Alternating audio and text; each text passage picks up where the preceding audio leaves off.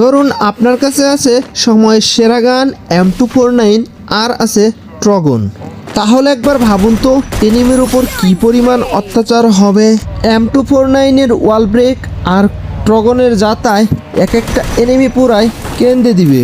এনিমির অবস্থা এমন হবে যে ছেড়ে দে মা কেঁদে বাঁচি, এরকম একটা অবস্থা হবে। তো আজকে কিন্তু আমি সেই M249 আর ট্রগনের অত্যাচারই কিন্তু এনিমির উপর করতে যাচ্ছি।